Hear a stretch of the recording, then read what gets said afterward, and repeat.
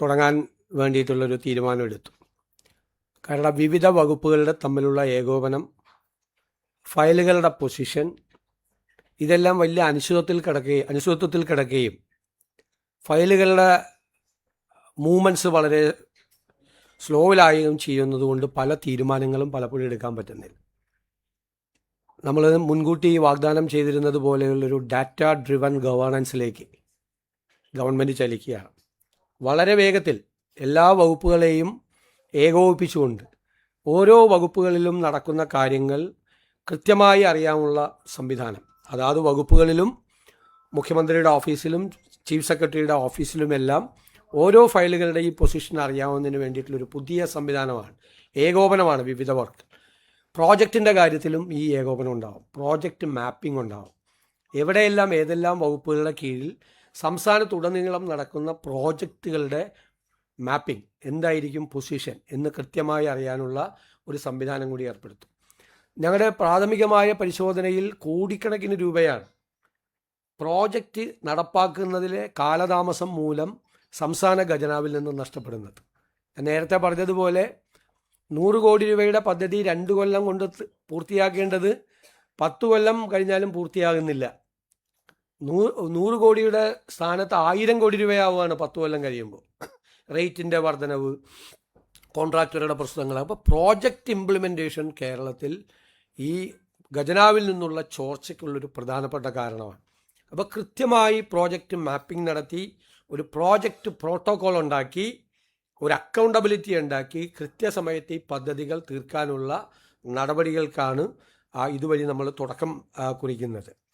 രണ്ടാമത് 2027 പത്മ പുരസ്കാരങ്ങൾക്കായി സംസ്ഥാന സർക്കാരിൻ്റെ നാമനിർദ്ദേശം കേന്ദ്ര ആഭ്യന്തര മന്ത്രാലയത്തിന് സമർപ്പിക്കുന്നതിന് വേണ്ടി തീരുമാനിച്ചു. സാധാരണ പേരുകൾ പുറത്ത് പറയാറില്ല, ഞാനും പറയുന്നില്ല. അത് പറഞ്ഞ് അവർക്ക് കിട്ടാതിരിക്കുകയും കിട്ടുകയും ഒക്കെ ചെയ്യുമ്പോഴല്ല സാധാരണ അത് പറയാറില്ല. പക്ഷെ നമ്മൾ തീരുമാനമെടുത്തു പത്മ അവാർഡിന് ആളുകളെ ശുപാർശ ചെയ്യുന്നതിന് വേണ്ടി വിവിധ രംഗങ്ങളിൽ നിന്നുള്ള. പോലീസ് വാഹനമിടിച്ച് മരണമടഞ്ഞ സ്കൂൾ വിദ്യാർത്ഥിയായ ജിനിരാജിൻ്റെ കുടുംബത്തിന് ധനസഹായം അനുവദിക്കുന്നതിന് വേണ്ടി കൂടി സർക്കാർ തീരുമാനം എടുത്തിട്ടുണ്ട്. ഇതെല്ലാമാണ് പ്രധാനപ്പെട്ട കാര്യങ്ങൾ. മറ്റൊന്ന്, ഹൈസ്പീഡ് റെയിലുമായി ബന്ധപ്പെട്ട് ഡൽഹി മെട്രോ റെയിൽ കോർപ്പറേഷൻ തയ്യാറാക്കിയ ഒരു റിപ്പോർട്ട്, ഇടക്കാല റിപ്പോർട്ട് ഞങ്ങൾക്ക് സമർപ്പിച്ചിരുന്നു. അത് പരിശോധിക്കുന്നതിന് വേണ്ടിയിട്ട് ഒരു വിദഗ്ധ സമിതിയെ ചുമതലപ്പെടുത്തിയിരുന്നു. അതൊരു ധനകാര്യ വിദഗ്ധൻ, റെയിൽവേ വിദഗ്ധൻ, പാരിസ്ഥിതികമായി ബന്ധപ്പെട്ട് പ്രവർത്തിക്കുന്ന ആൾ, അങ്ങനെ 3 പേരാണ്. അത് ട്രാൻസ്പോർട്ട് സെക്രട്ടറിയും എൻ്റെ ഓഫീസിലെ OSD ഉൾപ്പെടെയുള്ളൊരു ടീമാണ് അത് ചെയ്തത്. അവരത് പരിശോധിച്ച് ഉള്ള റിപ്പോർട്ട് ഇന്ന് സമർപ്പിച്ചിട്ടുണ്ട്. അതിൽ ഇതൊരു പൂർണ്ണമായ റിപ്പോർട്ടല്ല എന്നൊരു വിലയിരുത്തലിലാണ് അവർ എത്തിച്ചേർന്നിരിക്കുന്നത്. ഒന്ന്, കേരളത്തിൻ്റെ പരിമിതമായ സാമ്പത്തിക വിഭവശേഷി കാരണവും കൃത്യമായ സ്കോപ്പ്, സാധ്യതകൾ, യാത്രക്കാരുടെ എണ്ണം എന്നിവ തിട്ടപ്പെടുത്തുന്നതിനും യാതൊരു തരത്തിലുള്ള പാരിസ്ഥിതിക സാമൂഹ്യ പഠനവും നടത്താത്തതിനാലും ഈ രൂപത്തിൽ പദ്ധതി ഏറ്റെടുക്കാൻ സാധിക്കില്ല. എന്നാൽ ചില തുടർ നടപടികൾ കമ്മിറ്റി ശുപാർശ ചെയ്യുന്നുണ്ട്. അതായത് ആദ്യഘട്ടത്തിലെ സ്ഥല പരിശോധനകൾ, ഭൂമി ഏറ്റെടുക്കൽ സംബന്ധിച്ച വിജ്ഞാപനങ്ങൾ അല്ലെങ്കിൽ ഭൂതല നിർമ്മാണവുമായി ബന്ധപ്പെട്ട യാതൊരു പ്രാരംഭ നടപടികളും ഇപ്പോൾ ആരംഭിക്കരുത് എന്നാണ് കമ്മിറ്റി ശുപാർശ ചെയ്തിരിക്കുന്നത്. കാരണം ഇതിൻ്റെ ഒരു കൃത്യമായ ഒരു എക്കണോമിക് മോഡൽ, ഇതിൽ എത്ര യാത്രക്കാർ യാത്ര ചെയ്യാനുള്ള സാധ്യതയുണ്ട്, പിന്നെ പാരിസ്ഥിതിക പഠനം, ഇതൊന്നും നടത്താതെ, അതാണ് നമുക്ക് കേരളയിൽ പറ്റിയ ഒരു അപകടം ഇതിൻ്റെ അകത്ത് ആവർത്തിക്കരുത് എന്നാണ് ശുപാർശ. കേരളയിൽ പറ്റിയത് ഈ പാരിസ്ഥിതിക പഠനവും മറ്റു കാര്യങ്ങളും നടത്തുന്നതിന് മുമ്പ് തന്നെ ഭൂമി ഏറ്റെടുക്കാനുള്ള നടപടികളുമായിട്ട് മുന്നോട്ട് പോയി. അപ്പോൾ അത് ചെയ്യാനുള്ള ഒരു കാരണവശാലും ചെയ്യരുത്. പിന്നെ സംസ്ഥാന സർക്കാർ സ്വതന്ത്രമായി 3-4 കാര്യങ്ങളിൽ സ്വതന്ത്രമായി പഠനം നടത്തണം. ഒന്ന്, ചരക്ക് ഗതാഗത സാധ്യതകൾ. ഇതിപ്പോൾ പാസഞ്ചേഴ്സിന് ട്രാവൽ ചെയ്യാൻ വേണ്ടിയിട്ടുള്ളതാണ് ഈ ട്രാക്ക് ഇപ്പോൾ പ്രപ്പോസ് ചെയ്തിരിക്കുന്നത്. നമ്മൾ തുറമുഖാധിഷ്ഠിത വികസനത്തെക്കുറിച്ചും വിമാനത്താവള അധിഷ്ഠിത വികസനത്തെക്കുറിച്ചൊക്കെ പറയുമ്പോൾ ഈ ലോജിസ്റ്റിക്സ് മൂവ്മെൻ്റ് ഇല്ല ഇതിൻ്റെ അകത്ത്. അപ്പോൾ ആ ലോജിസ്റ്റിക്സ് മൂവ്മെൻ്റ് ഇല്ലാതെ പാസഞ്ചേഴ്സ് ട്രെയിൻ കൊണ്ട് മാത്രം ഇത് നമുക്ക് വരുമാനവും നമ്മൾ ചിലവാക്കുന്ന പണം അത് തിരിച്ചടയ്ക്കാനും ഒക്കെയുള്ളൊരു പ്രശ്നത്തിലേക്ക് നമ്മൾ പോകും എന്നുള്ളതൊരു പ്രശ്നമാണ് അവർ തന്നിരിക്കുന്നത്. ബദൽ മാർഗങ്ങൾ എന്താണ് എന്നത് വിശകലനം നടത്തണം. ഭൂമിയുടെ ലഭ്യത, അപ്പോൾ അതിനെക്കുറിച്ചുള്ള കൃത്യമായ കണക്കുകൾ ഈ റിപ്പോർട്ടിലില്ല. നിലവിലുള്ളതും ഭാവിയിൽ വികസിക്കപ്പെടുന്നതുമായ മെട്രോ, തുറമുഖ, ഉൾനാടൻ ജലഗതാഗത സംവിധാനങ്ങളുമായിട്ടുള്ള സംയോജനം, ഇത്തരം കാര്യങ്ങൾ പഠിക്കണം എന്നാണ് പറഞ്ഞിരിക്കുന്നത്. ഈ പഠനങ്ങൾ യഥാർത്ഥ ആവശ്യകതയും പദ്ധതിയുടെ വിശാലമായ ബഹുമുഖ സാമ്പത്തിക പ്രാധാന്യവും തെളിയിച്ചാൽ മാത്രമാണ് DPR തയ്യാറാക്കുന്ന അടുത്ത ഘട്ടത്തിലേക്ക് കടക്കാൻ പാടുള്ളൂ എന്നാണ് കമ്മിറ്റിയുടെ ഏകകണ്ഠമായിട്ടുള്ള റിപ്പോർട്ട്. ആ റിപ്പോർട്ട് വിശദമായി പഠിച്ചതിന് ശേഷം ഗവൺമെൻറ് അതിലുള്ള നടപടികൾ കൈക്കൊള്ളും. അല്ല, അതല്ല, നമ്മളിത് പഠിക്കട്ടെ. നമ്മളിപ്പോൾ ഇവർ സമർപ്പിച്ച റിപ്പോർട്ടിലെ ശുപാർശകൾ ഇതാണ് പ്രധാനമായിട്ട്. കാരണം അതൊരു നല്ല ഇക്കണോമിക് മോഡലല്ല ഇപ്പം തന്നിരിക്കുന്നത്. കാരണം ഇത് പാസഞ്ചേഴ്സ് മാത്രമാണ് പോകുന്നത്, ലോജിസ്റ്റിക്സ് മൂവ്മെൻ്റ് ഇല്ല. നമുക്ക് ലോജിസ്റ്റിക്സ് മൂവ്മെൻറ്റ് വേണം. നമ്മൾ കടലിൽ കൂടി ലോജിസ്റ്റിക്സ് മൂവ്മെൻറ്റ് ആലോചിക്കുന്നു, റെയിലിൽ കൂടി കൊണ്ടുപോയാൽ തന്നെ നമ്മുടെ ഈ റോഡിലെ ജനസാന്ദ്രത, ഈ വാഹനങ്ങളുടെ സാന്ദ്രത നമുക്ക് കുറയ്ക്കാൻ പറ്റും. മാത്രമല്ല ഒരു നമുക്ക് ഇപ്പോൾ എടുക്കുന്ന കടം വലിയ തുക വരും, അതും കൃത്യമായി കണക്കാക്കിയിട്ടില്ല. വലിയ തുക വരുന്നത് നമ്മൾ ബാങ്ക് ലോണും മറ്റു കാര്യങ്ങളും മറ്റ് ബിസിനസ് മോഡലിലല്ലേ ചെയ്യാൻ പറ്റുള്ളൂ. ചെയ്തു കഴിഞ്ഞാൽ അത് തിരിച്ചടയ്ക്കാൻ വേണ്ടിയിട്ടുള്ള വരുമാനം പോലും ഇതിൻ്റെ അകത്തുനിന്ന് കിട്ടാത്തൊരു സാഹചര്യം വരും. യാത്രക്കാരുടെ എണ്ണം പോലും കൃത്യമായിട്ട് തിട്ടപ്പെടുത്തിയിട്ടില്ല. ഒരു അപൂർണമായ റിപ്പോർട്ടാണെന്നാണ് ഇടക്കാല സമിതിയുടെ ഇത്. സർക്കാർ ഇതിനെ സംബന്ധിച്ച് സർക്കാർ ഒന്നുകൂടി ആലോചിച്ച് ഇതിൻ്റെ ബദൽ മാർഗങ്ങളും മറ്റു കാര്യങ്ങളും ആലോചിക്കും. അല്ല, അത് സർക്കാർ പഠിക്കും. അവരോട് ഈ ഡൽഹി മെട്രോ റെയിൽ കോർപ്പറേഷനോട് ഒരുപാട് കാര്യങ്ങൾ അവർ ചോദിച്ചിരുന്നു. ഈ കമ്മിറ്റിയുടെ പ്രവർത്തനത്തിൻ്റെ ഭാഗമായി അവർ ക്വസ്റ്റനെയർ അയച്ചു കൊടുക്കുകയും ഒരുപാട് കാര്യങ്ങൾ അവർ ചർച്ച ചെയ്യുകയും ചെയ്തു. പക്ഷെ അപൂർണമായൊരു റിപ്പോർട്ടാണ്. ഈ റിപ്പോർട്ടിൻ്റെ അടിസ്ഥാനത്തിൽ ഒരു തീരുമാനം ഗവൺമെൻറ് എടുക്കരുത് എന്നാണ് റെക്കമെൻഡേഷൻ. അല്ല, അതിവേഗ റെയിൽപാത സാധ്യമായ കാര്യങ്ങൾ, ഒന്ന് പാരിസ്ഥിതികമായ കാര്യം വളരെ പ്രധാനപ്പെട്ട ഒരു വിഷയമാണ്. ഒന്ന് അതിൻ്റെ സാമ്പത്തികമായ, ഞങ്ങൾ ആ രണ്ട് കാര്യത്തിലാണല്ലോ കേരളയിലിനെ എതിർത്തത്. അതൊരു എൻവയൺമെൻറ്റ് ഡിസാസ്റ്റർ ആയിരിക്കും എന്നാണ് നമ്മൾ പറഞ്ഞത്. അപ്പം ഞങ്ങളത് പറഞ്ഞിട്ട് ഞങ്ങൾ വന്ന് വേറൊരു എൻവയൺമെൻറ്റ് ഡിസാസ്റ്റർ തുടക്കം കുറിക്കാൻ പറ്റില്ല. പിന്നെ അത് കേരളത്തിൻ്റെ സമ്പദ് വ്യവസ്ഥയ്ക്ക് കാര്യമായ ആഘാതം ഏൽപ്പിക്കാതെ കേരളത്തിൻ്റെ സമ്പദ് വ്യവസ്ഥയെ കുറേ കൂടി ഉത്തേജിപ്പിക്കുന്ന തരത്തിലുള്ളൊരു പ്രോജക്റ്റ്, കേരളത്തിൻ്റെ ജോഗ്രഫി എല്ലാം നോക്കിക്കൊണ്ടുള്ള ഒരു പ്രോജക്റ്റ് ആയിട്ട് മാത്രമേ അത് നടപ്പാവൂ. അതിൻ്റെ ഇല്ലില്ല, നമ്മളിത് അതിനുള്ള റെയിൽവേ കോമ്പിറ്റൻസ് നമുക്കില്ലല്ലോ. ഇതിനുള്ളത് അത് വേറൊരു ഏജൻസിക്ക് അത് ചെയ്യാൻ പറ്റുള്ളൂ. സംസ്ഥാന സർക്കാർ റോഡ് പണിയുന്നത് പോലെ അല്ലെങ്കിൽ വേറെ പാലം പണിയുന്നത് പോലെയുള്ള റെയിൽ പണിയാൻ വേണ്ടിയിട്ടുള്ളൊരു സംവിധാനം സംസ്ഥാന സർക്കാരിനില്ല.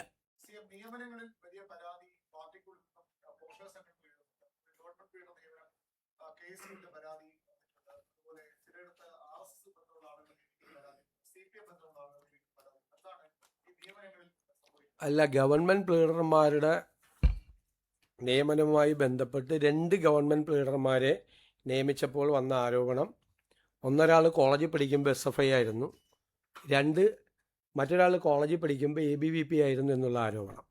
നിങ്ങൾ പല മാധ്യമങ്ങളും അത് കൊടുത്തത് ഇന്ത്യൻ ലോയേഴ്സ് കോൺഗ്രസ്സിലെ അഭിഭാഷക വിഭാഗം ഈ പരാതി പറയുന്നു എന്നാണ്. അല്ല, അവരാണ് പരാതിപ്പെട്ടത് എന്നാണ് എല്ലാ മാധ്യമങ്ങളിലും വാർത്ത വന്നത്. എന്നോടാരും പരാതി പറഞ്ഞിട്ടില്ല.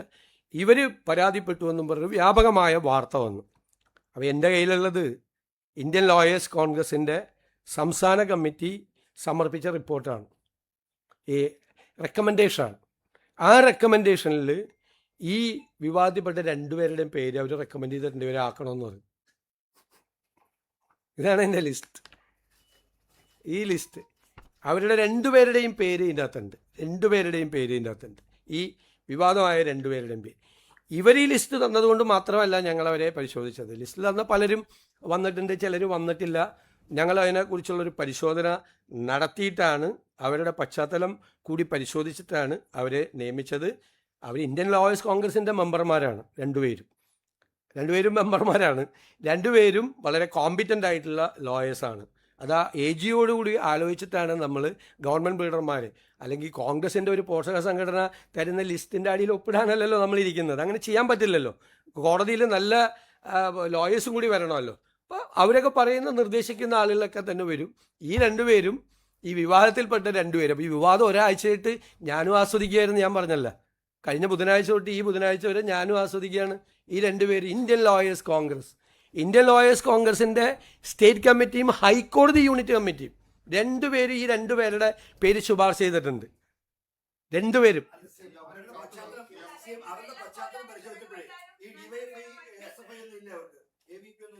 അല്ല, അതല്ലല്ലോ, അവര് ഇന്ത്യൻ ലോയേഴ്സ് കോൺഗ്രസിന്റെ മെമ്പർമാരാണ്. CPM-ൽ നിന്ന് വന്ന 5 പേര് സ്ഥാനാർത്ഥികളായിരുന്നു അസംബ്ലിയിൽ, BJP-യിൽ നിന്ന് വന്ന ഒരാൾ.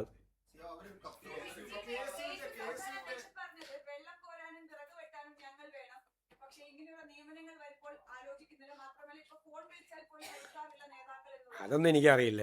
എന്നോട് എന്തായാലും പറഞ്ഞിട്ടില്ല, എന്നോടൊരു പരാതിയും പറഞ്ഞിട്ടില്ല, എൻ്റെ അടുത്തൊരു പരാതിയും വന്നിട്ടില്ല, അത് സംബന്ധിച്ചൊരു പരാതിയും വന്നിട്ടില്ല. പരാതി നിങ്ങളോടാണ് പറഞ്ഞിരിക്കുന്നതെങ്കിൽ നിങ്ങൾ തന്നെ അന്വേഷിക്കണം എന്താണ് പരാതി. എൻ്റെ മുമ്പിൽ ആ പരാതി വന്നിട്ടില്ല. അവരൊന്നും അല്ലല്ലോ ഇത് തീരുമാനിക്കുന്നത്. തിരുവനന്തപുരം ലോ കോളേജിലെ യൂണിറ്റ് കമ്മിറ്റിയാണോ ഗവൺമെൻറ് പ്ലീഡറെ തീരുമാനിക്കുന്നത്? നോ. അതൊക്കെ വെറുതെ അനാവശ്യമായിട്ട് നിങ്ങളിത് ഊതി വീർപ്പിച്ച് നിങ്ങൾ വലിയ വാർത്തയാക്കിയാണ്. തിരുവനന്തപുരം ലോ കോളേജിലെ KSU യൂണിറ്റ് കമ്മിറ്റി ഗവൺമെൻറ് പ്ലീഡറെ നിയമിക്കുന്നതിന് അവർക്ക് എന്താ കാര്യം?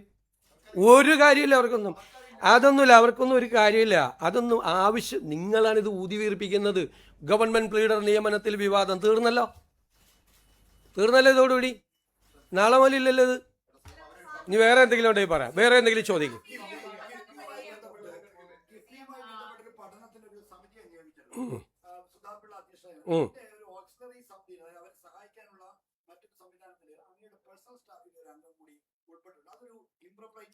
എന്താ ഇപ്പോൾ കുഴപ്പം? എൻ്റെ പേഴ്സണൽ സ്റ്റാഫിലെ അംഗം അവർക്ക് ആവശ്യമായ ഡീറ്റെയിൽസ് കൊടുക്കുന്നതിന് വേണ്ടിയിട്ടാണ്, കംപ്ലീറ്റ് ആയിട്ടുള്ള ഡീറ്റെയിൽസ് കൊടുക്കുന്നതിന് വേണ്ടിയിട്ടാണ്. അതേ ഫിനാൻസ് നോക്കുന്ന എൻ്റെ അഡീഷണൽ പ്രൈവറ്റ് സെക്രട്ടറി എന്തായാലും ഒരു ഇംപ്രോപ്പറേറ്റി ഇല്ല. അവരെ സഹായിക്കുന്നതിന് വേണ്ടിയിട്ടുള്ള ഒരു ഔട്ട്സൈഡ് സംഭവമാണ്. അവരെ സഹായിക്കുന്നതിന് വേണ്ടി ഞങ്ങൾ ഒരുപാട് സംവിധാനം ഫിനാൻസിൽ തന്നെ ഉണ്ടാക്കിയിട്ടുണ്ട്. കാരണം ഫിനാൻസുമായി ബന്ധപ്പെട്ടിട്ടാണ് ഒരുപാട് ഡേറ്റാസ് കൊടുക്കേണ്ടി വരും. ആ ഡേറ്റാസ് കൊടുക്കാൻ വേണ്ടിയിട്ട് കമ്മിറ്റിയുടെ പുറത്ത് നിന്ന്, കമ്മിറ്റിയിൽ അംഗമല്ല, കമ്മിറ്റിയുടെ പുറത്ത് നിന്നുള്ള ഒരു സപ്പോർട്ടിങ് സിസ്റ്റമാണ്. ഏത് കമ്മിറ്റി നമ്മൾ വന്നാൽ ഇത് കാരണം ഒരുപാട് ഡേറ്റാസ് ഉള്ള കമ്മിറ്റിയാണ്. ആ ഡേറ്റാസിനെ സപ്പോർട്ട് ചെയ്യാൻ വേണ്ടിയിട്ടുള്ള ഒരുപാട് ആളുകളെ നമ്മൾ ഔട്ട്സൈഡ് വെക്കേണ്ടി വരും അവർക്ക് സപ്പോർട്ട് ചെയ്യാൻ വേണ്ടിയിട്ട്. അതെല്ലാം പ്രോപ്പറാണ്.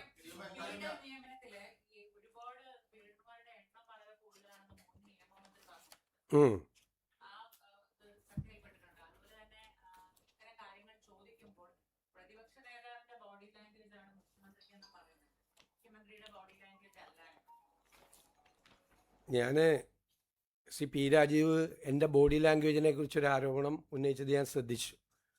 അദ്ദേഹം ഒരു ബുദ്ധിജീവിയാണ്, വലിയ പ്രഭാഷകനാണ്, ചിന്തകനാണ്, എഴുത്തുകാരനാണ്. ഞാൻ അതൊന്നുമല്ല. ഞാനൊരു സാധാരണ നാട്ടിൻപുറത്തുകാരനാണ്. തമാശ കേൾക്കുമ്പോൾ ചിരിക്കുകയും സങ്കടം വരുമ്പോൾ കരയുകയും ദേഷ്യപ്പെടുമ്പോൾ പൊട്ടിത്തെറിക്കുകയൊക്കെ ചെയ്യുന്നൊരു സാധാരണക്കാരനാണ്. എൻ്റെ ബോഡി ലാംഗ്വേജ് ചിലപ്പോൾ അദ്ദേഹത്തിന് ഇഷ്ടപ്പെട്ട് കാണില്ല, കാരണം അദ്ദേഹത്തിൻ്റെ ശൈലിയല്ല എൻ്റെ ശൈലി. പിന്നെ അദ്ദേഹം പറഞ്ഞ കാര്യം, അതായത് ഗവൺമെൻറ് പ്ലീഡർമാരുടെ എണ്ണം കൂട്ടിയെന്നാണ്.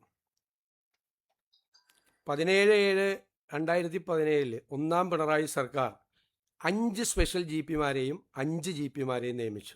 അന്ന് AK ബാലനാണ് നിയമമന്ത്രി, കൂടുതലായി നിയമിച്ചു. ഇനി ഈ ആക്ഷേപം ഉന്നയിച്ച ഈ മന്ത്രി നിയമമന്ത്രിയായിട്ടിരിക്കുമ്പോൾ 3 സ്പെഷ്യൽ GP-മാരെയും 3 GP-മാരെയും നിയമിച്ചു. 6 പേരെ. അപ്പോൾ എത്ര പേരായി? 5 10 6 16 പേരെ പിണറായി വിജയൻ്റെ കാലത്ത് നിയമിച്ചിട്ടുണ്ട്. ഈ ആരോപണം ഉന്നയിച്ച ഇതേ നിയമമന്ത്രി നിലവിലുള്ള GP-മാരുടെ എണ്ണം കഴിഞ്ഞ വർഷം വർദ്ധിപ്പിച്ചിട്ടുണ്ട്. എന്നിട്ട് ഒരു കൊല്ലം കഴിയുന്നതിന് മുമ്പ് പുതിയ ഗവൺമെൻറ് GP-മാരുടെ എണ്ണം വർദ്ധിപ്പിച്ചതിനെക്കുറിച്ച് പരിഹസിക്കുന്നവരെക്കുറിച്ച് ഞാൻ എന്തു പറയും? എന്താ പറയേണ്ടത്? ഇതിൻ്റെ അകത്തെ പ്രശ്നം, ഞങ്ങൾക്ക് 23 പേരുടെ ഒരു നടപടിക്രമവും ഇല്ലാതെയാണ് ഇവർ ചെയ്തത്. ഞങ്ങളതല്ല, AG-യുടെ ഭാഗത്തു നിന്നും DGP-യുടെ ഭാഗത്തു നിന്നുള്ള പ്രപ്പോസൽ വന്നു.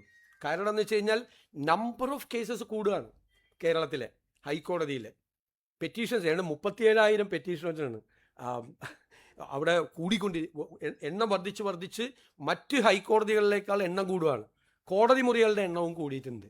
അപ്പോൾ അത് മാനേജ് ചെയ്യാൻ പറ്റാതായപ്പോഴാണ് 23 പേരുടെ എണ്ണം കൂട്ടണം എന്ന് പറഞ്ഞൊരു പ്രൊപ്പോസൽ വന്നു.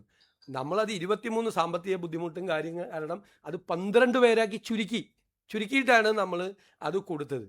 ഇതെല്ലാം ചെയ്തു വെച്ചിട്ട് നേരത്തെ ചെയ്ത ആളുകൾ ഇപ്പോൾ വന്ന് നമ്മൾ ചെയ്യുമ്പോൾ നമ്മളെ വിമർശിക്കുന്നത് ഇവരുടെയൊക്കെ വിമർശനത്തിന്റെ അടിത്തറ എന്താണ്?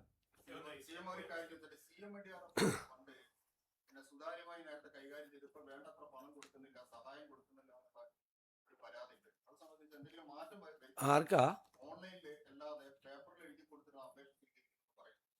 ആർക്കാ ചികിത്സാ സഹായം?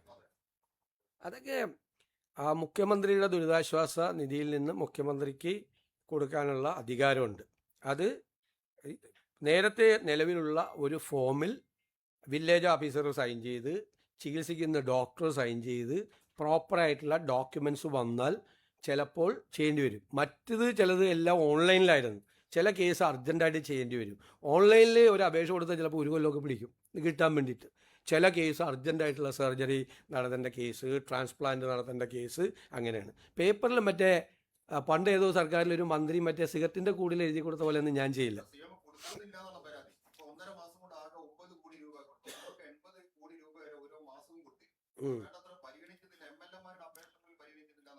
അത് തെറ്റായ അപേക്ഷ.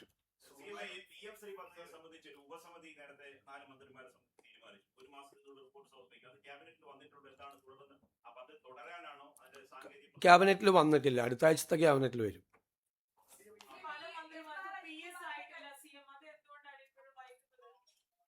അതല്ല, മിക്കവാറും സ്റ്റാഫ് എല്ലാം ആയി, വല്ല 1-2 സ്ഥലത്തൊക്കെ ആയിരിക്കുള്ളൂ. അത് പരിശോധിച്ച് ചെയ്യും.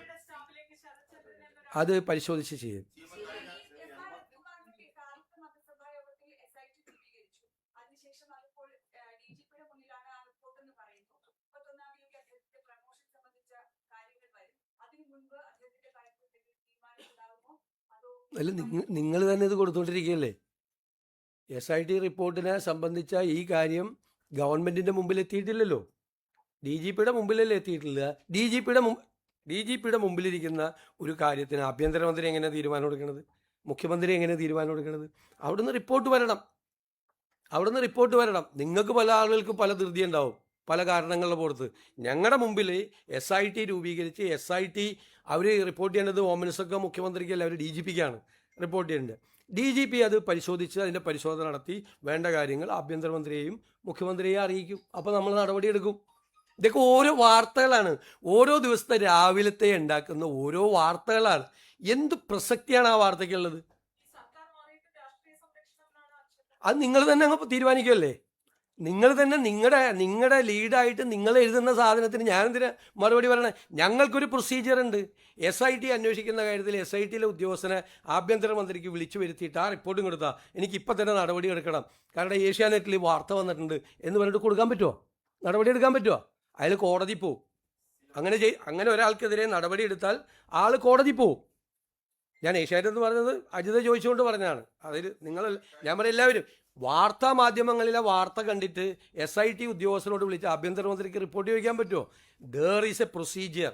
ആ പ്രൊസീജിയർ ഫോളോ ചെയ്യാതെ നടപടി എടുക്കാതിരിക്കുകയോ രണ്ട് ചെയ്താലും ഇപ്പോഴുള്ള കാലത്ത് ആളുകൾ കോടതി പോകുമ്പോൾ നിങ്ങൾ വിമർശിക്കും. നടപടിക്രമം പൂർത്തിയാക്കാതെ നടപടി എടുത്തു, ആൾ കോടതിയിൽ പോയി സ്റ്റേ ചെയ്തെന്ന് ഇതേ റിപ്പോർട്ട് ചെയ്ത ആളുകൾ വേറെ വാർത്ത കൊടുക്കും. സർക്കാരിൻ്റെ ഭാഗത്ത് നിന്ന് അലംഭാവം, സർക്കാർ കാര്യങ്ങൾ ശ്രദ്ധിച്ചില്ല, നടപടിക്രമങ്ങൾ പാലിക്കാതെ നടപടിയെടുത്തു, അപ്പോഴും ഒരു വാർത്ത കൊടുക്കുക. ഇതൊക്കെ വാർത്തയ്ക്ക് വേണ്ടിയുള്ള വാർത്തകളാണ്. ഗവൺമെന്റിനെ ഉണ്ടല്ലേ, ഞാൻ ഒരു കാര്യത്തിന് മറുപടി പറഞ്ഞുകൊണ്ടിരിക്കുകയല്ലേ, അങ്ങ് എപ്പോഴും കയറി ഇങ്ങനെ ബളം ഉണ്ടാക്കല്ലേ, ദേശാഭിമാനിയാണെന്ന് ഓർത്ത്. ഞാൻ പറഞ്ഞത് ഒരു പ്രൊസീജിയർ ഉണ്ട്, ഒരു പ്രൊസീജിയർ ഫോർമാലിറ്റി ഉണ്ട് ഇല്ലേ ഏത് സർക്കാരിനും. ആ പ്രൊസീജിയർ ഫോർമാലിറ്റി പൂർത്തിയാക്കാതെ നമുക്കൊരു നടപടി എടുക്കാൻ പറ്റില്ല. അത് നിങ്ങളിത് അറിയാത്ത റിപ്പോർട്ടർമാരാണ് ഇത് റിപ്പോർട്ട് ചെയ്യുന്നത്. നമ്മളിത് കണ്ട് ഞാൻ പറഞ്ഞല്ല, എനിക്ക് ആദ്യമൊക്കെ ഭയങ്കര വിഷമം തോന്നി. ഇപ്പം ഞാൻ ആസ്വദിക്കുകയാണ് ഈ വാർത്തകൾ കണ്ടിട്ട്. ഇതുപോലത്തെ വാർത്തകൾ ചെയ്യാൻ പറ്റുമോ? നിങ്ങളെ പറ. ഞാനിപ്പോൾ അങ്ങോട്ടും ചോദ്യം ചോദിക്കാൻ പോവാം. ചെയ്യാൻ പറ്റുമോ? നടപടി എടുക്കാൻ പറ്റുമോ?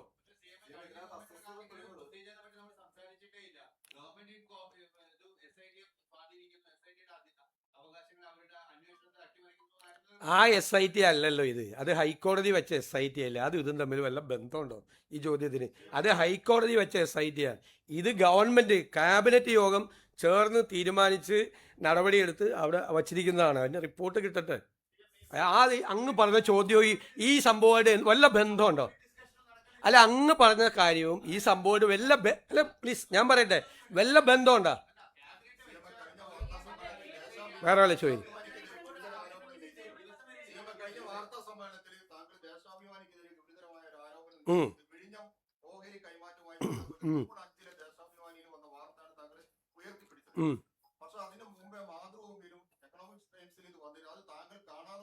അല്ല അതുകൊണ്ട് എന്താ കുഴപ്പം?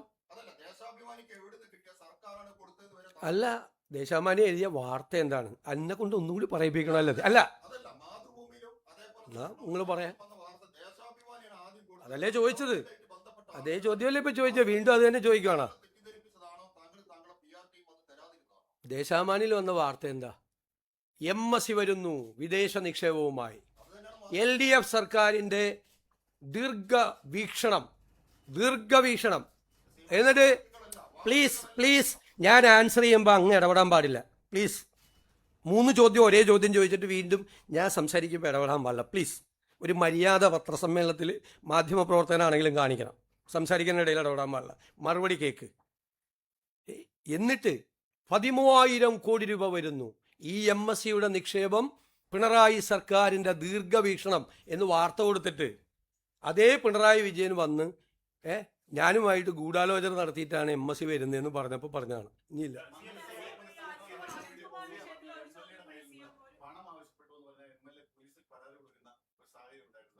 മന്ത്രിസഭ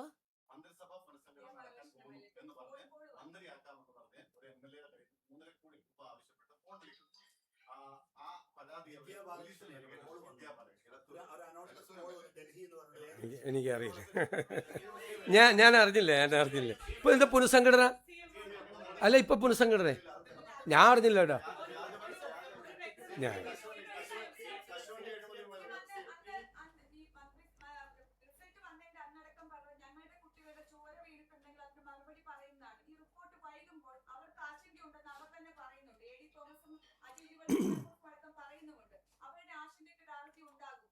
ഏത് റിപ്പോർട്ട് എവിടെ വൈകിയെന്നാണ് നിങ്ങൾ തീരുമാനിച്ച പോരാ? ഇത്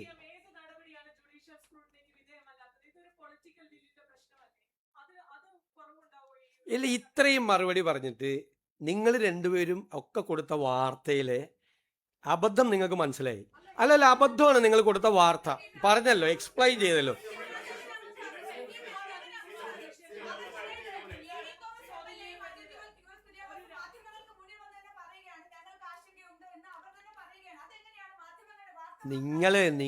നിങ്ങളാണല്ലോ ഈ വാർത്ത ഉണ്ടാക്കിയത്. അജിത് കുമാറിനെ രക്ഷിക്കാനുള്ള ശ്രമം നടത്തുന്നു എന്നും പറഞ്ഞല്ല. നിങ്ങൾ വാർത്ത കൊടുത്തു.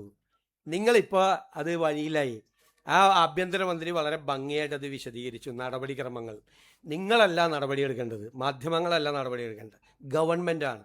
ഗവൺമെൻറ് അതിനൊരു പ്രൊസീജിയർ ഉണ്ട്. ആ പ്രൊസീജിയർ കംപ്ലീറ്റ് ആയിട്ട് ഫില്ല് ചെയ്ത് ഞങ്ങൾ ചെയ്യുള്ളൂ. മനസ്സിലായില്ലേ? അത് നടപടി എടുക്കുമ്പോൾ നിങ്ങളെ അറിയിക്കും.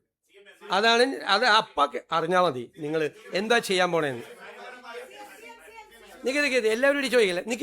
നിങ്ങളപ്പം അറിഞ്ഞാൽ മതി, ഞങ്ങൾ പറയും. നിങ്ങളപ്പം അറിഞ്ഞാൽ മതി എന്താണ് ഇതിൻ്റെ നടപടിക്രമമെന്നും ഞങ്ങൾ എന്താ ചെയ്യാൻ പോണേന്നും തീരുമാനം എടുത്തിട്ട് നിങ്ങളെ അറിയിക്കും. അപ്പം നിങ്ങൾ അറിഞ്ഞാൽ മതി.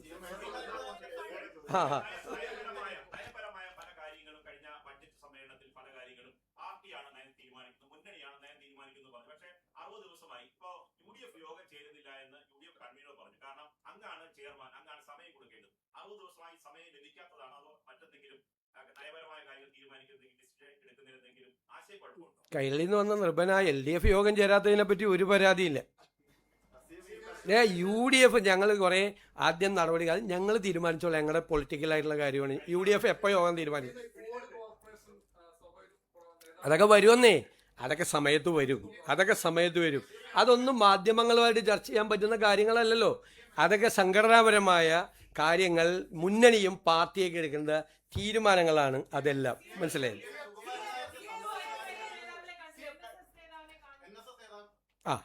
ഇനി അടുത്തത് വേറൊരു പഴയ മന്ത്രി പറയുന്നത് കേട്ടു. ഞാൻ ഹിന്ദു കയറി ഇറങ്ങിയാണ് BJP നേതാക്കൾ മുഖ്യമന്ത്രിയുടെ ഓഫീസ്. ഹിന്ദു ഐക്യവേദിയുടെ നേതാക്കൾ എന്നെ കാണണം എന്നാവശ്യപ്പെട്ടു. ഞാൻ അവർക്ക് സമയം കൊടുത്തു. അവർ വന്ന് കാണാൻ പറഞ്ഞു. അത് പബ്ലിക് കാണുന്ന സമയത്താണ് അവരെ വന്ന് എന്നെ കണ്ടത്. ഞാൻ അവരെ മുറിയിൽ കയറ്റിയിരുത്തി കണ്ടു. അതിൽ രണ്ടുപേരെ എനിക്കെതിരായിട്ട് നിരന്തരമായ വ്യാപകമായ പ്രചരണം നടത്തിയിരുന്ന ആളുകളാണ്. ഞാൻ അവരുടെ പേര് കണ്ടപ്പോൾ അവരെ കാണാൻ പറ്റില്ല എന്ന് ഞാൻ പറയാമോ? അവരെന്നെ കണ്ട് അവർക്കൊരു നിവേദനം നൽകാൻ വന്നാണ്. നിവേദനം നൽകി. ഇന്നലെ നമുക്ക് ഗവൺമെൻറ്റിനെതിരായി സമരം നടത്തിക്കൊണ്ടിരിക്കുന്ന NGO യൂണിയൻ നേതാക്കൾ, ഗസറ്റഡ് ഓഫീസേഴ്സ് അസോസിയേഷൻ്റെ നേതാക്കൾ, അധ്യാപക സംഘടന GPMൻ്റെ KSTയുടെ നേതാക്കൾ കാണാൻ വന്നു. ഞാൻ ഇവരെ ഇരുത്തിയ അതേ കസേരയിൽ തന്നെ അവരെയും ഇരുത്തി അവരുമായിട്ട് സംസാരിച്ചു. ഞാൻ കോൺഗ്രസിൻ്റെയും UDFൻ്റെയും മാത്രം മുഖ്യമന്ത്രിയാണോ? കേരളത്തിലെ മുഖ്യമന്ത്രിയല്ലേ? എന്നെ കാണാൻ വരുന്നവരോട് ഞാൻ നിങ്ങളെ കാണില്ല എന്ന് പറയാമോ? ഞാൻ അത് ചെയ്താലല്ലേ തെറ്റ്? പിന്നെ പഴയ മന്ത്രിയായിരുന്ന ശ്രീ റിയാസാണ് പറഞ്ഞത് ഇവിടെ കയറി ഇറങ്ങാണെന്ന് പറഞ്ഞു. അദ്ദേഹത്തിനോട് എൻ്റെ മറുപടി, ഞാൻ ഒളിച്ചല്ല കണ്ടത്. പിണറായി വിജയൻ ചെയ്തതുപോലെ RSS നേതാക്കളെ വേറെ കാറിൽ പോയി മസ്കറ്റ് ഹോട്ടലിൽ പത്രക്കാരെയൊക്കെ മാറ്റി നിർത്തി ആരെ അറിയാതെ ഒളിച്ചല്ല കണ്ടത്. അതാണ് റിയാസിനുള്ള മറുപടി. ഒളിച്ചല്ല കണ്ടത്, രഹസ്യമായിട്ടല്ല കണ്ടത്. ഇവിടെ നൂറുകണക്കിന് ജനങ്ങൾ കാണാൻ വേണ്ടി വരുന്ന കൂട്ടത്തിൽ അവർ നേരത്തെ പറഞ്ഞു, അവർ വന്ന നിവേദനം അവർ തന്നു, അവരുമായി സംസാരിച്ചു. ഇതൊക്കെ എനിക്ക് തോന്നുന്നു ഞാൻ അവർക്ക് ഒരു അനുമതി നിഷേധിച്ചാലാണ് അത് വാർത്ത, അല്ലേ? അനുമതി നിഷേധിച്ചാലാണ് വാർത്ത.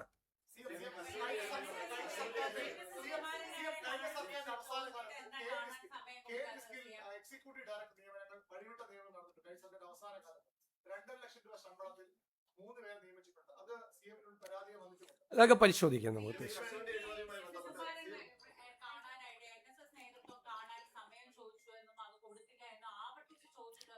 തെറ്റായ വാർത്തയാണ്. അദ്ദേഹം എൻ്റെ പ്രൈവറ്റ് സെക്രട്ടറിയെ വിളിച്ചിരുന്നു. എന്നെ ഫോണിൽ കിട്ടാണ്ട്, ഞാൻ ബജറ്റിൻ്റെ തയ്യാറെടുപ്പിൻ്റെ സമയത്ത് എൻ്റെ അടുത്ത് ഫോൺ ഉണ്ടായില്ല, ഞാൻ മാറി നിൽക്കുകയായിരുന്നു. അദ്ദേഹം വിളിച്ചെന്ന് പറഞ്ഞപ്പോൾ ഞാൻ അദ്ദേഹത്തെ തിരിച്ചു വിളിച്ചു, വളരെ കോഡിയലായിട്ട് സംസാരിച്ചു.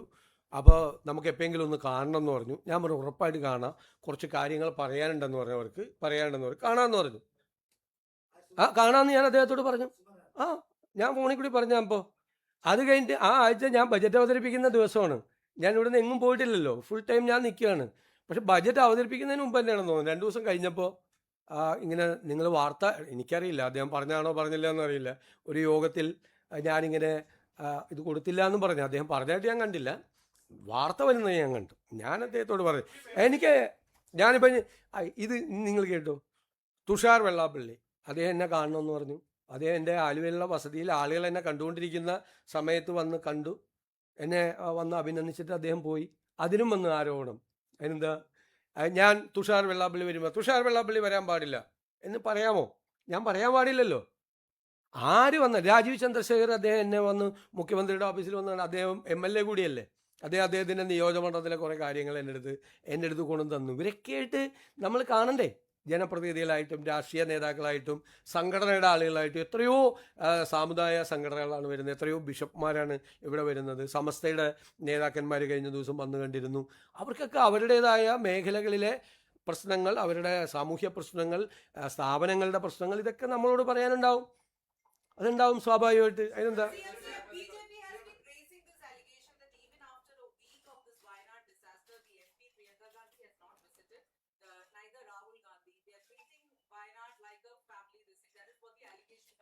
hello, these leaders were out of station, they couldn't come there. We have implemented all our programs there in Wayanad. Today in the cabinet, I appreciated Revenue Minister Anil Kumar and Agriculture Minister T. Siddiq for the work they have done. നമുക്കറിയാലോ, സാധാരണ ഇത്രയും ദുരന്തങ്ങളുണ്ടായ body പോലും 2 ദിവസം കഴിയുമ്പോൾ തെരച്ചിൽ കഴിഞ്ഞ് അവസാനിപ്പിക്കും. ഇത് 8 പേരുടെ ബോഡി റിക്കവറി ചെയ്തു. അവരുടെ ബന്ധുക്കൾ സംസ്ഥാനത്തിന് പുറത്തുനിന്നുള്ളവരാണ്. അവരിവിടെ വന്ന് അവരെ പ്രത്യേകമായി താമസിപ്പിച്ചു. ഞാൻ അവരെ പോയി കണ്ട് ആശ്വസിപ്പിച്ചു. അവർ ബോഡി തിരിച്ചു കൊണ്ടുപോകാനുള്ള സംവിധാനങ്ങൾ ഭംഗിയായിട്ട് ഏർപ്പെടുത്തി.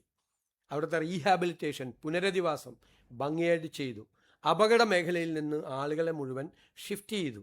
അപകടം സംഭവിക്കാൻ സാധ്യതയുള്ള ആളുകളിൽ നിന്ന് കമ്പനിയുമായി, ഈ കൊങ്കൺ റെയിൽവേയുമായും അവരുടെ സബ് കോൺട്രാക്ടറായ ദിലീപ് കോൺ കമ്പനിയുമായും നമ്മുടെ മന്ത്രിമാർ ചർച്ച ചെയ്ത് ഗവൺമെൻറ് കൊടുത്ത നഷ്ടപരിഹാരം കൂടാതെ അതിനേക്കാൾ കൂടിയ നഷ്ടപരിഹാരം കമ്പനിയെ കൊണ്ട് കൊടുപ്പിക്കാൻ ധാരണയാക്കി. അവരുടെ ഇൻഷുറൻസ് അടക്കമുള്ള തുകകൾ അവർക്ക് കൊടുക്കാനുള്ള സംവിധാനം ഉണ്ടാക്കി.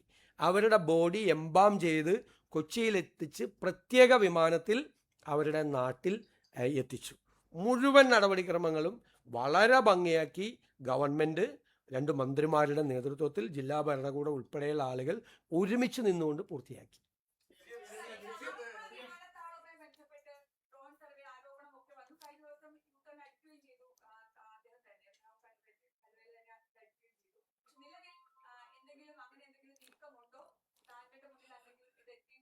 ആറന്മുള വിമാനത്താവളത്തെക്കുറിച്ച് സർക്കാർ ആലോചിച്ചിട്ട് പോലുമില്ല.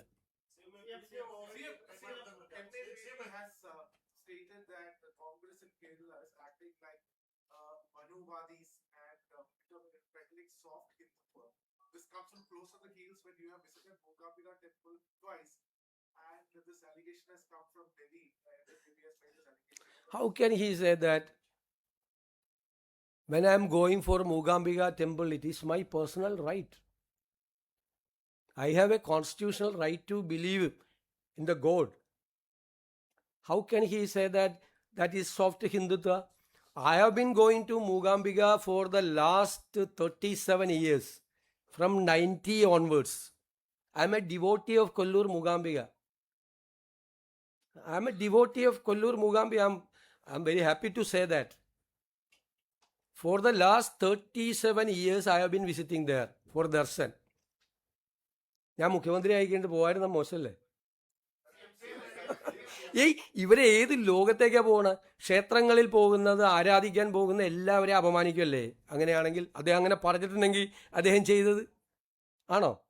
നിങ്ങളെല്ലാവരും പോകുന്നവരല്ലേ? ഇത് ഇവിടെ ഇരിക്കുന്നവരിൽ ഭൂരിഭാഗം ഞായറാഴ്ച പള്ളിയിൽ പോകുന്നവരും ക്ഷേത്രങ്ങളിൽ പോകുന്ന ആളുകളും വെള്ളിയാഴ്ച ജുമാ നമസ്കാരത്തിൽ പോകുന്ന ആളുകളും അല്ലേ? അത് പോകാൻ പാടില്ലേ? അതൊക്കെ ഞാൻ മുഖ്യമന്ത്രി ആയതുകൊണ്ട് ഞാൻ ആളുകളെ ഇനിയില്ല, ഞാനൊരിടത്തും പോവില്ല എന്ന് പറയാമോ? ഇതൊക്കെ ഇവർക്കൊന്നും പറയാനില്ല. സ്വന്തം പാർട്ടിയിലെ സ്ഥിതി അവർക്കറിയാം.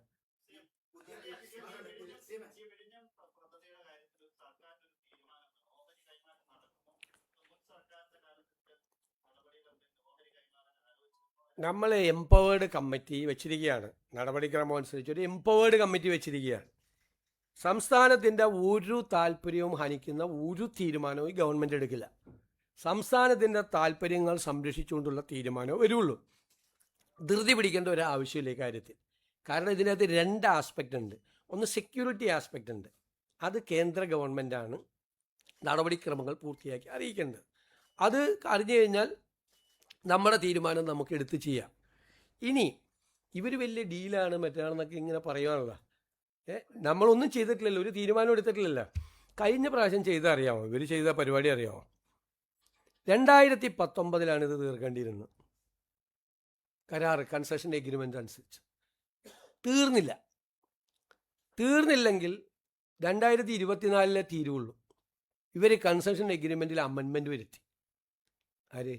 പിണറായി സർക്കാർ 5 വർഷം കൂടി നീട്ടിക്കൊടുത്തു. 5 വർഷം നീട്ടിക്കൊടുക്കുമ്പോൾ 40 വർഷം ഇത് നടപ്പാക്കാനുള്ള അവകാശം 45 വർഷമാക്കി കൊടുക്കുകയാണ് ചെയ്തത്. 40 എന്നുള്ളത് 45ആയി. ഈ കൺസെഷൻ എഗ്രിമെൻറ്റിൽ ഒരു ക്ലോസ് ഉണ്ടായിരുന്നു. ഇവർ വൈകിയാൽ ഒരു ദിവസം ഇവർ 12 ലക്ഷം കൊടുക്കണമെന്ന്. 12 ലക്ഷം 5 കൊല്ലം വൈകിയപ്പോൾ അവർ കൊടുക്കേണ്ട സർക്കാരിന് പെനാൽറ്റി, പീനൽ പ്രൊവിഷനാണ്, കൊടുക്കേണ്ട തുക 219 കോടിയാണ്. ഒറ്റ പൈസ ഇതെല്ലാം ഒഴിവാക്കി കൊടുത്തവർ. 2 ഘട്ടമായി എല്ലാം ഒഴിവാക്കി കൊടുത്തു. അതെന്ത് ഡീലായിരുന്നത്? 219 കോടി രൂപ അദാനി പോർട്ട് ഗവൺമെൻറ്റിന് നഷ്ടപരിഹാരം, ഈ പീനലായിട്ട് ഈ വൈകിയതിന് ഒരു ദിവസം 12 ലക്ഷം രൂപ വെച്ച് 5 കൊല്ലം 1825 ദിവസം ഇൻറ്റു 12 ലക്ഷം ഒന്ന് കൂട്ടിയേ കാൽക്കുലേറ്ററിൽ. 219 കോടി രൂപ. ഞാൻ കാൽക്കുലേറ്ററിൽ നോക്കിയതാണ്. 219 കോടി രൂപ കൊടുക്കണമായിരുന്നു. എന്ത് പ്രളയം, കോവിഡ്? നഷ്ടപരിഹാരം കൊടുക്കണമെന്നാണ്. പ്രളയം കോവിഡ് എത്ര നാളുണ്ടായിരുന്നു? അല്ല, പ്രളയം കോവിഡ് എത്ര നാളുണ്ടായിരുന്നു? അല്ലല്ല ഞാൻ പറയട്ടെ. അല്ലല്ല, ഇവർ ചോദിച്ചതിന് ഞാൻ മറുപടി പറയട്ടെ. പ്രളയവും കോവിഡും എത്ര നാളുണ്ടായിരുന്നു? 1 മാസം പ്രളയം, വേണമെങ്കിൽ ഒരു 4 മാസം കോവിഡ്, ആയിക്കോട്ടെ 5 മാസമല്ലേ. 5 കൊല്ലത്തേക്കുള്ള ഇളവാണ് കൊടുത്തത്, 5 വർഷത്തേക്ക്. ന്യായീകരിക്കല്ലേ? 5 വർഷത്തേക്ക് 219 കോടി രൂപ. അത് കുറച്ചാൽ മതിയായിരുന്നു, 150 കോടിയാക്കിയാൽ മതിയായിരുന്നു. ആ കോവിഡിൻ്റെ കാലവും മറ്റത് ഒഴിവാക്കിയാൽ മതിയായിരുന്നു. അവർക്ക് ഒഴിവാക്കി കൊടുക്കുകയാണ്.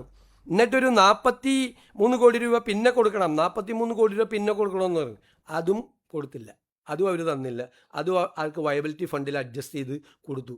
അല്ല, ആരാണ് ഡീല്? ഇപ്പം ഇവരെ ഡീലിനെ കുറിച്ച് പറയട്ടെ. ഈ ഡീല് നടത്തിയ പരിചയം കൊണ്ടാണോ ബാക്കിയുള്ളവരെ അധിക്ഷേപിക്കാൻ വേണ്ടിയിട്ട് ഇവർ വന്നിരിക്കുന്നത്? അല്ല, ഇതിനൊക്കെ മറുപടി പറയണമല്ലോ. എന്തിനാണ് കൺസെഷൻ എഗ്രിമെൻറ്റിൽ ഞങ്ങളൊന്നും ചെയ്തില്ലല്ലോ? ഒന്നും ചെയ്യാതെ നിങ്ങളെ കൂടി ആഘോഷിക്കല്ലേ? വിഴിഞ്ഞത്ത് അത് ചെയ്തു ഇത് ചെയ്തു എന്ന് പറഞ്ഞ് ആഘോഷിക്കല്ലായിരുന്നാ? കുറേ ദിവസം ആഘോഷിക്കും. ഞങ്ങളൊന്നും ചെയ്തില്ലല്ലോ, ഒരു നടപടിയും ഇതുവരെ തീരുമാനം എടുത്തിട്ടില്ലല്ലോ. അതിലവിടെ ചോദിച്ചത് എന്ത് തീരുമാനം എടുക്കും? തീരുമാനം എംപവേർഡ് കമ്മിറ്റിയുടെ റിപ്പോർട്ട് വരും. ഞങ്ങൾ പറഞ്ഞിട്ടുണ്ട് സ്റ്റേറ്റിൻ്റെ ഇൻട്രസ്റ്റ്, സ്റ്റേറ്റിന് ഏതാണ് ഇൻട്രസ്റ്റ് അത് പ്രൊട്ടക്ട് ചെയ്തുകൊണ്ടുള്ള തീരുമാനം എടുക്കും.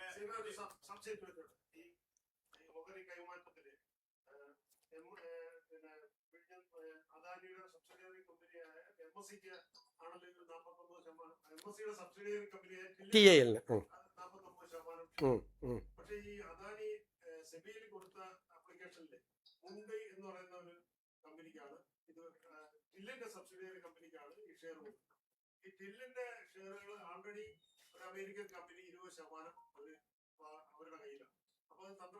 അല്ല, അതെല്ലാം എംപവേർഡ് കമ്മിറ്റി പരിശോധിക്കുകയല്ല. എംപവേർഡ് കമ്മിറ്റി പരിശോധിക്കും. തന്ത്രപ്രധാനമായ കാര്യങ്ങളും സെക്യൂരിറ്റി കാര്യങ്ങളും പരിശോധിക്കേണ്ടത് കേന്ദ്ര ഗവൺമെൻറ്റാണ്. മിനിസ്ട്രി ഓഫ് ഹോം അഫയേഴ്സും മിനിസ്ട്രി ഓഫ് ഷിപ്പിംഗാണ് അത് പരിശോധിക്കേണ്ടത്. നമ്മൾ സ്റ്റേറ്റിൻ്റെ ഇൻട്രസ്റ്റാണ് നമ്മൾ പ്രൊട്ടക്ട് ചെയ്യേണ്ടത്. അപ്പോൾ പ്രതിപക്ഷ നേതാവ് കൺസെഷൻ എഗ്രിമെൻറ്റ് വായിക്കാതെയാണ് ആരോപണം ഉന്നയിച്ചത്. അല്ല, പ്ലീസ് ലെറ്റ് മീ കംപ്ലീറ്റ്. നിങ്ങൾ എത്ര ചോദ്യം ചോദിച്ചു? എന്താ പറഞ്ഞത് പ്രതിപക്ഷ നേതാവ് പറഞ്ഞത് ഇവിടെ കുത്തക വരും. ആരുടെ? MSCയുടെ കുത്തക വരും. അവിടെ കുത്തക വരാതിരിക്കാനുള്ള പ്രൊട്ടക്ഷൻ ആ കൺസെഷൻ എഗ്രിമെൻറ്റിലുണ്ട്, 5(8) ഉണ്ട്. ഇവിടെ കോമൺ യൂസർ ഫെസിലിറ്റി വേണം, മോണോപ്പൊളി പാടില്ല എന്നാണ്. കോമൺ യൂസർ ഫെസിലിറ്റി വേണം. നമ്മുടെ കൺസെഷൻ എഗ്രിമെൻറ്റിൽ അത് പ്രൊട്ടക്റ്റ് ചെയ്തിട്ടുണ്ട്, ആ ക്ലോസ് പ്രൊട്ടക്റ്റ് ചെയ്തിട്ടുണ്ട്. നമ്മൾ സ്റ്റേറ്റിൻ്റെ താല്പര്യത്തിന് വിഘാതം എന്തെങ്കിലും ഉണ്ടോ, നമ്മളിതിന് അനുമതി കൊടുത്താൽ ഒന്ന് പരിശോധിച്ച് കൃത്യമായി പരിശോധിച്ചിട്ടേ തീരുമാനം എടുക്കുകയുള്ളൂ. പിന്നെ ഞങ്ങൾ തീരുമാനം എടുക്കുന്നതിന് മുമ്പ് ഞങ്ങൾ എടുക്കാൻ പോണ തീരുമാനം ഇതായിരിക്കും, ഞങ്ങൾ ഇങ്ങനെയായിരിക്കും എടുക്കാൻ പോകണമെന്നൊക്കെ നിങ്ങൾ ഊഹത്തിൽ വാർത്ത കൊടുത്തു. അതാണ് അജിത് കുമാറിൻ്റെ കേസിൽ നിങ്ങൾ കൊടുത്തുകൊണ്ടിരിക്കുന്ന വാർത്ത. അതുപോലെ തന്നെയാണ് ഞങ്ങൾക്ക് ഒരു റൈറ്റ് ഉണ്ട്, മനസ്സിലായ? നിങ്ങൾ റിപ്പോർട്ടർമാരോ അല്ലെങ്കിൽ മാധ്യമങ്ങളോ ഇക്കാര്യത്തിൽ എല്ലാ തീരുമാനം ഞങ്ങളെല്ലാം ഞങ്ങൾ എടുക്കുന്ന തീരുമാനം തെറ്റാണെങ്കിൽ നിങ്ങൾ പറഞ്ഞോ, ശരിയാണെങ്കിലും പറയുമല്ലോ നിങ്ങൾ തെറ്റാണെന്ന്. അതൊക്കെ പറഞ്ഞു, അതൊക്കെ നിങ്ങളുടെ അവകാശം. തീരുമാനം ഇതാണ് സർക്കാർ എടുക്കാൻ പോകുന്നത്, ഇങ്ങനെ തീരുമാനം എടുക്കാൻ സർക്കാർ പോവുകയാണെന്നൊന്നും നിങ്ങൾ പറയല്ലേ. അതിനുള്ള അവകാശമെങ്കിലും ഞങ്ങൾക്ക് താ ദേവി.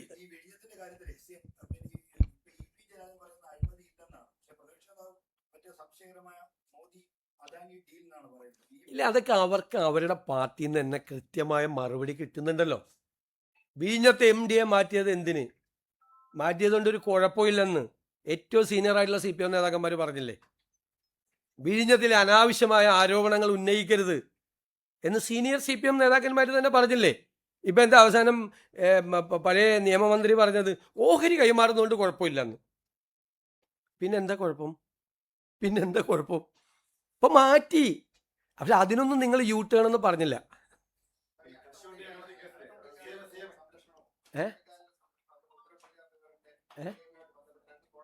എങ്ങനെ?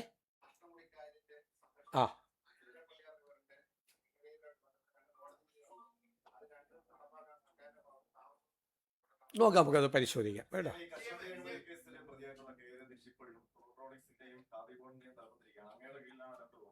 നോക്കാം, അത് നമ്മൾ നോക്കാം, നമുക്ക് ആലോചിക്കാം.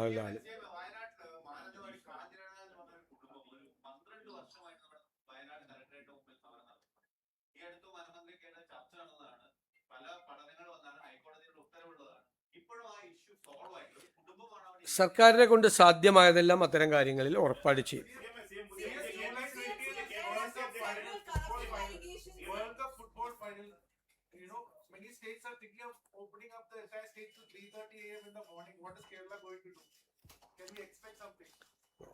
വെയിറ്റ്,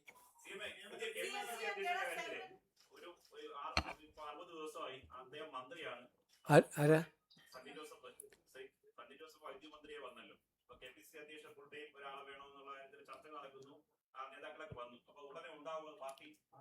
സംഘടനാപരമായ തീരുമാനമല്ലേ? ആദ്യം നിങ്ങൾ അവരോട് പറഞ്ഞു ആ പ്രതിപക്ഷ ഉപനേതാവിനെ തീരുമാനിക്കാൻ പറ. അതിൻ്റെ ഞങ്ങൾ KPC പ്രസിഡന്റിനെ തീരുമാനിക്കാം. അതൊന്നും ഞങ്ങൾ നോക്കിയിരിക്കുക ആരാ പ്രതിപക്ഷ ഉപനേതാവ് എന്ന്. അല്ലല്ല അത് ചെയ്യും. അല്ലല്ല അതുപോലെ ആയ എന്താ കുഴപ്പം? മന്ത്രിയായ എന്താ കുഴപ്പം? മന്ത്രിയായ എന്താ കുഴപ്പം? അല്ല അവിടെ ആവാം, അത് കുഴപ്പമില്ല. ഇടയ്ക്ക് ആ ചോദ്യം കൂടിയൊക്കെ ഒന്ന് ചോദിക്കേ.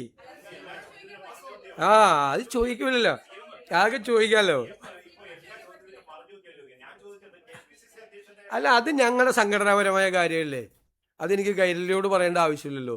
ഞങ്ങളുടെ സംഘടനാപരമായ കാര്യം ഞങ്ങൾ എന്ത് ചെയ്യാൻ പോകുന്നു, KPC പ്രസിഡന്റ് എപ്പോഴാണ് തീരുമാനിക്കുന്നത്, ആരായിരിക്കും KPCC പ്രസിഡന്റ് എന്ന് എനിക്ക് പറയാൻ പറ്റുമോ? ആ ചോദ്യം ശരിയല്ലല്ലോ, ആ ചോദ്യത്തിന് ഒരു ഇംപ്രോപ്പറൈറ്റി ഉണ്ട്. ഞാൻ അതിനെ ആൻസർ ചെയ്യാൻ പറ്റുമോ? എന്നിട്ട് അത് വിവാദമാക്കാനേ ഞാൻ എന്തെങ്കിലും ആൻസർ ചെയ്തിട്ട് ഞാൻ അതിലൊന്നും വീഴില്ല അത്രയും ചോദ്യങ്ങളുള്ളത്.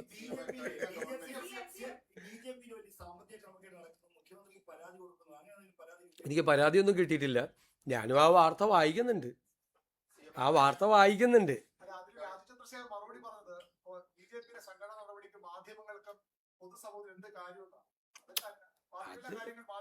കംപ്ലൈന്റ് വന്നാൽ അപ്പോൾ നമുക്ക് നോക്കാം. പരാതി ആരെങ്കിലും പറഞ്ഞു കഴിഞ്ഞാൽ നമുക്ക് അപ്പോൾ ആലോചിക്കാം. നമ്മുടെ മുമ്പിൽ പരാതിയില്ല.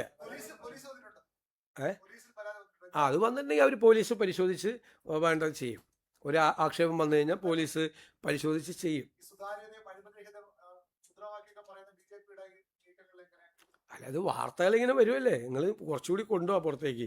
ഇതൊക്കെ ചെറിയ ചെറിയ കാര്യങ്ങളല്ലേ പറയുന്നത്. 8 ലക്ഷം 10 ലക്ഷം 15 ലക്ഷം ഒക്കെ അല്ലേ പറയില്ല. അതിലൊക്കെ കയറി നമ്മൾ അതിനേക്കാൾ വലിയ കാര്യങ്ങൾ നിങ്ങൾ പുറത്തു കൊണ്ടുപോവാ. കുറച്ചുകൂടി അങ്ങോട്ട് ഈ മൈക്രോസ്കോപ്പിക് ലെൻസ് കുറച്ച് അങ്ങോട്ടൊക്കെ ഒന്ന് ആ CPM-ന്റെ അവിടെ കുറച്ച് ഇപ്പുറത്തൊക്കെ ഒന്ന് വെക്ക്. ഇങ്ങോട്ട് മാത്രം വെച്ചുകൊണ്ടിരിക്കല്ലേ.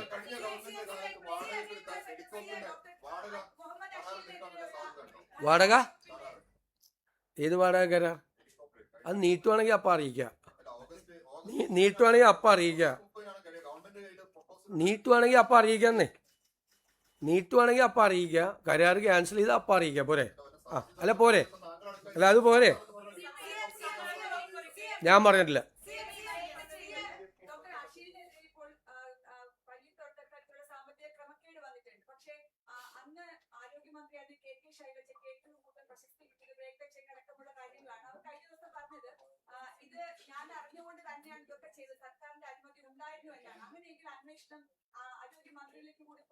വരട്ടെ, അതൊക്കെ പരിശോധിച്ചുകൊണ്ടിരിക്കുകയല്ലേ.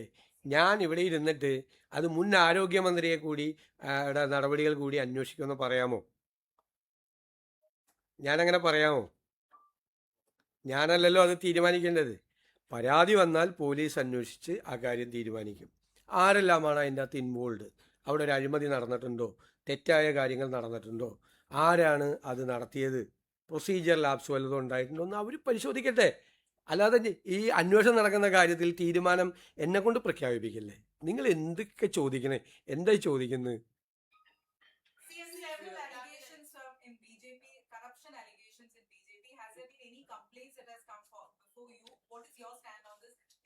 I don't know. I will examine whether the police has received some complaints or not. I will check. I don't know. BJP is talking about a corruption free, and they have been saying again and again that both the LDF and UDF is corrupt. At that time, such allegations are coming. What do you have to say on that? Let us check what is happening there. Can you also brief us the cabinet briefings in English, please? Cabinet briefings in English, the cabinet decisions in English, the high-speed rail. High-speed rail, the DMRL, Delhi Metro Rail Corporation, has submitted a project before the government. The government appointed a expert committee, including environment, railway and financial expert. They submitted a report before the government today. They are recommending that the report submitted by the DMRL is incomplete.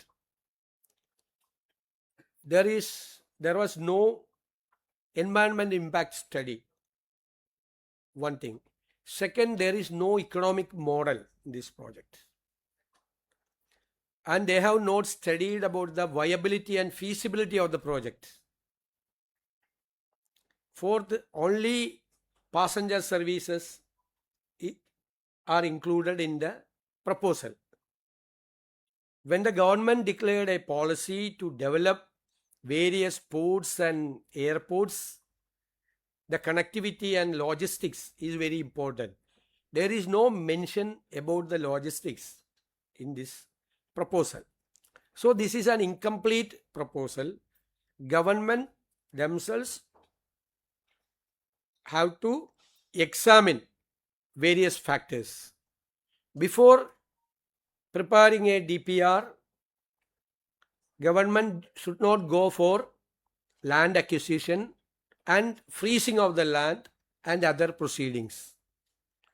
So before preparing the DPR, the government has to examine various factors, the financial viability, the environment impact, and a number of passengers, possible number of possible passengers, and the possibility for the logistics. All these factors should be examined. Then only, if the government satisfied with all these facts, then only the government can direct the DMRL for preparing a detailed project report. This is the recommendation. Okay? മതി ദൂരം നേരെ മതി